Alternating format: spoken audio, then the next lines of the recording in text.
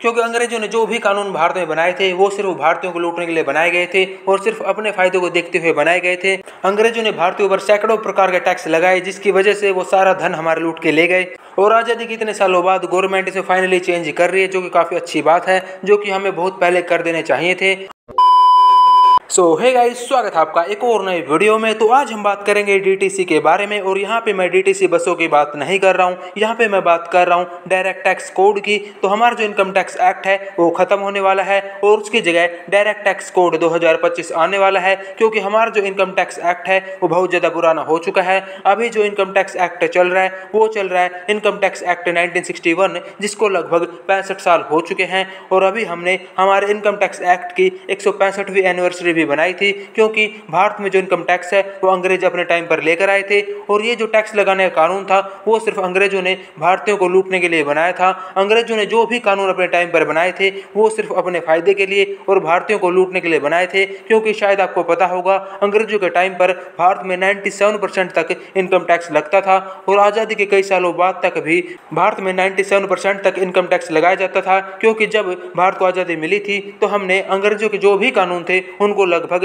वैसा ही अडॉप्ट कर लिया था, जैसे कि जो आईपीसी या फिर सीआरपीसी था, जो कि अभी तक चल रहे थे, जिनको 2024 में अभी चेंज किया गया है भारतीय न्याय संहिता और भारतीय नागरिक सुरक्षा संहिता में। आज़ादी के इतने सालों बाद भी अंग्रेजों के बनाए हुए कानून ही हमारे देश में चल रहे थे। और अब बारी है हमारे इनकम टैक्स एक्ट की, क्योंकि हमारा जो प्रेजेंट इनकम टैक्स एक्ट है उसमें लगभग 298 सेक्शंस, इसके अलावा इनके सब सेक्शन, क्लोज, सब क्लोज और लगभग 14 शेड्यूल्स हैं। क्योंकि समय के साथ साथ इनकम टैक्स में काफ़ी अमेंडमेंट्स किए गए हैं, काफ़ी जो सब सेक्शन थे, क्लोज, सब क्लोज वगैरह जोड़े गए हैं। तो हमारा जो इनकम टैक्स एक्ट है वो काफ़ी कॉम्प्लिकेटेड हो गया है, और साथ ही हमारा जो इनकम टैक्स एक्ट की लैंग्वेज है वो भी काफ़ी कॉम्प्लेक्स है, जो कि ब्रिटिश इंग्लिश में है। सिर्फ एक कोमा से पूरे लाइन का मीनिंग ही चेंज हो जाता है, और यही कारण है कि हमारा जो कॉम्प्लिकेटेड सा टैक्स सिस्टम है वो किसी प्रोफेशनल की हेल्प के बिना कोई आम आदमी आसानी से हमारे टैक्स सिस्टम को समझ नहीं सकता। लेकिन जो डायरेक्ट टैक्स कोड 2025 होने वाला है उसमें लगभग 319 सेक्शन होंगे और सिर्फ 22 शेड्यूल होंगे,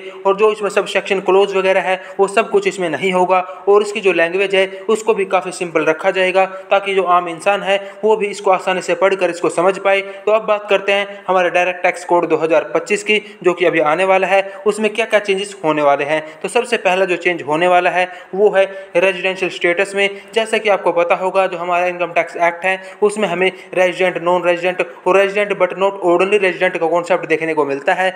लेकिन जो डायरेक्ट टैक्स कोड 2025 होगा उसमें सिर्फ रेजिडेंट और नॉन रेजिडेंट सिर्फ दो ही कॉन्सेप्ट होंगे।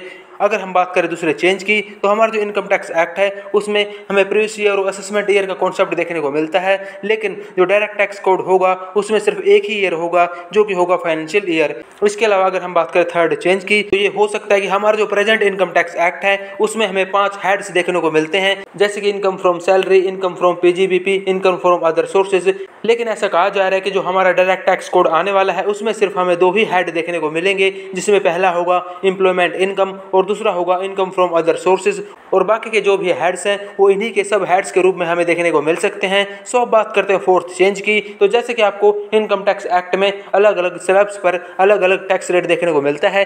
जैसे कि अगर आपकी इनकम 3 लाख तक है तो आपको 0% टैक्स देना है। इसके अलावा 3 से 5 लाख तक आपको 5% टैक्स देना है। लेकिन डायरेक्ट टैक्स कोड 2025 में हमें सिर्फ 1 या 2 स्लैब्स ही देखने को मिल सकते हैं, या फिर ऐसा भी हो सकता है कि हमें सिर्फ एक ही सिंगल स्लैब रेट देखने को मिले। जैसे कि हो सकता है कि 5 या 7 लाख तक आपको कोई टैक्स नहीं देना और उसके ऊपर आपको सिर्फ एक सिंगल टैक्स रेट से आपको टैक्स देना पड़ सकता है। तो ऐसा कुछ भी नए डायरेक्ट टैक्स कोड में हो सकता है। सो अब बात करते हैं 5वें चेंज की। तो जैसा कि आपको पता होगा हमारा जो इनकम टैक्स एक्ट है उसमें आपको रिडक्शन, एग्जम्पशन वगैरह देखने को मिलती है। लेकिन ऐसा कहा जा रहा है कि जो डायरेक्ट टैक्स कोड होने वाला है उसमें जो एग्जम्पशन या डिडक्शन है वो बिल्कुल आपको ना के बराबर देखने को मिलेगी। जैसा कि आपको पता होगा जो न्यू टैक्स रिजाइम आया है उसमें आपको जो डिडक्शन है या फिर जो एग्जम्पशन है वो बिल्कुल लगभग खत्म ही कर दी गई है। तो डायरेक्ट टैक्स कोड में ये भी हो सकता है कि आपको जो एग्जम्पशन या डिडक्शन वो देखने को ना मिले। सो अगर हम बात करें नेक्स्ट चेंज की, तो हमारा जो इनकम टैक्स एक्ट है उसमें जो फॉरेन कंपनी है और जो डोमेस्टिक कंपनी है उनके ऊपर अलग अलग टैक्स रेट लगता है।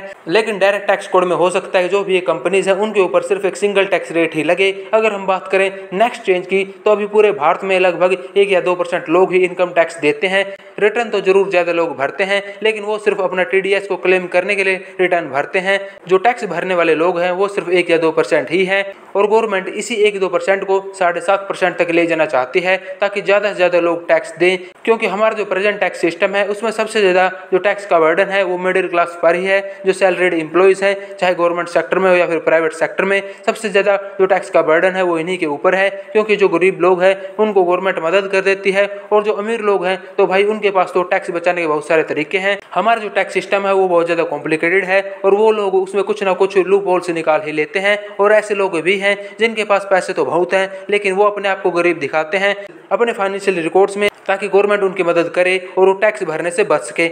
लेकिन जो सैलरी एम्प्लॉइज हैं उनकी इनकम का गवर्नमेंट को पता है, लेकिन ऐसे लोग भी हैं जिनका जो सारा काम है वो कैश में ही होता है, इसलिए गवर्नमेंट को उनकी इनकम का पता ही नहीं होता। वो खुद को गरीब दिखाकर टैक्स देने से बच जाते हैं, और घुमा फिरा के जो टैक्स का पूरा बर्डन है वो मिडिल क्लास पर, जो सैलरीड एम्प्लॉइज है उन पर ही आ जाता है। और इसलिए डायरेक्ट टैक्स कोड में कहा जा रहा है कि जो सैलरीड एम्प्लॉइज हैं उनके ऊपर जो टैक्स का बर्डन है वो कम होने वाला है। तो देखते हैं हमारा जो नया डायरेक्ट टैक्स कोड आ रहा है वो जो सैलरीड एम्प्लॉइज है, जो मिडिल क्लास लोग हैं, उनके ऊपर जो टैक्स का बर्डन है उसको कैसे कम कर पाता है, या फिर इसमें भी GST की तरह टाइम टाइम पर अमेंडमेंट्स होंगे, इसमें बार बार क्लैरिफिकेशन नोटिफिकेशन आते रहेंगे। जैसे GST में अभी भी बार बार नोटिफिकेशन और क्लैरिफिकेशन आते रहते हैं। GST के लागू होने के इतने सालों बाद भी GST में अमेंडमेंट्स चलते ही रहते हैं।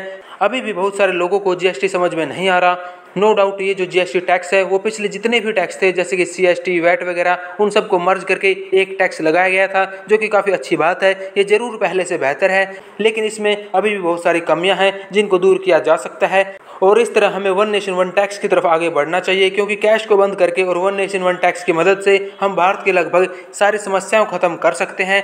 और ये सब हम कैसे कर सकते हैं, तो उसके लिए एक आइडिया मैंने इस वीडियो में शेयर किया है, जो आपको यहाँ पर आई बटन में देखने को मिल जाएगी। उसके ऊपर आपका बहुत अच्छा रिस्पॉन्स मिला है, तो आप आई बटन पर क्लिक करके इस वीडियो को जरूर से देख सकते हो। और अगर आपका भी कोई ओपिनियन है कि कैसे हम पूरे भारत में वन नेशन वन टैक्स लागू कर सकते हैं, और जो हमारे टैक्स सिस्टम में जो भी प्रॉब्लम्स हैं उनको कैसे खत्म कर सकते हैं, तो आप उस वीडियो के कमेंट सेक्शन में जाकर अपने सुझाव दे सकते हैं। वैसे क्या आप जानना चाहते हैं कि हमारा जो प्राचीन भारत था मुगलों और अंग्रेजों के आने से पहले, उसमें किस तरह के टैक्स लगाए जाते थे? जो हमारे महान अर्थशास्त्री थे विष्णुगुप्त चाणक्य, उनके टाइम पर जो टैक्स सिस्टम था वो कैसा था? अगर आप इसके बारे में जानना चाहते हैं तो कमेंट्स में जरूर बताइएगा। मैं बहुत जल्दी कोशिश करूंगा इसके ऊपर एक वीडियो लेकर आ पाऊं, क्योंकि अंग्रेजों ने जो भी कानून भारत में बनाए थे वो सिर्फ भारतीयों को लूटने के लिए बनाए गए थे, और सिर्फ अपने फायदे को देखते हुए बनाए गए थे। अंग्रेजों ने भारतीयों पर सैकड़ों प्रकार के टैक्स लगाए, जिसकी वजह से वो सारा धन हमारे लूट के ले गए।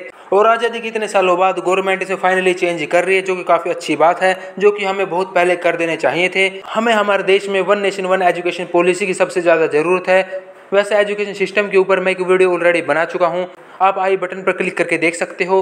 और बहुत जल्दी मैं एक और वीडियो लेकर आने वाला हूं, जिसमें हम बात करेंगे हमारा जो एजुकेशन सिस्टम है, जो कितने सालों से चेंज नहीं हो रहा है। अभी 2020 में न्यू एजुकेशन पॉलिसी आई है, जिसके ऊपर काम चल रहा है, जो कि अभी इम्प्लीमेंट होने वाली है, लेकिन ये हमें बहुत पहले चेंज कर देनी चाहिए थी। तो हम डिटेल में उस वीडियो में बात करेंगे। जो पॉलिटिक्स चल रही है, एजुकेशन को जो धंधा बना रखा है, इसके बारे में जो पॉलिटिक्स हो रही है, इसके बारे में डिटेल में बात करेंगे उस वीडियो में। क्योंकि जो एजुकेशन सिस्टम है वो किसी भी देश की तरक्की के लिए बहुत ज़्यादा जरूरी है। लोगों का एजुकेटेड होना बहुत ज़्यादा जरूरी है, लेकिन उसके लिए हमें हमारा जो एजुकेशन सिस्टम है उसको चेंज करना होगा। और एजुकेशन के नाम पर जो प्राइवेट स्कूल या कॉलेज की जो लूट चल रही है, इसको बंद करना होगा। और पूरे भारत में one nation one education policy जल्दी से लागू करनी होगी, और साथ ही वन नेशन वन टैक्स की तरफ आगे बढ़ना होगा। वैसे डायरेक्ट टैक्स कोड 2025 के बारे में आपका क्या कहना है, कमेंट्स में जरूर बताइएगा। सो गाइस, आज की वीडियो को यहीं पे एंड करते हैं। आई होप आपको वीडियो पसंद आई होगी। वीडियो पसंद आई हो तो लाइक और शेयर जरूर से कर देना। चैनल पर नए हो तो सब्सक्राइब भी कर लीजिए। और हम कैसे पूरे भारत में वन नेशन वन टैक्स लागू कर सकते हैं, इसके लिए आप इस राइट वाली वीडियो को जरूर से देख लेना। और हम हमारे एजुकेशन सिस्टम को कैसे चेंज कर सकते हैं, उसके लिए आप इस लेफ्ट वाली वीडियो को देख सकते हो। और मैं मिलूंगा आपसे बहुत ही जल्दी एक और नई वीडियो के साथ। Thank you so much for watching. Bye bye.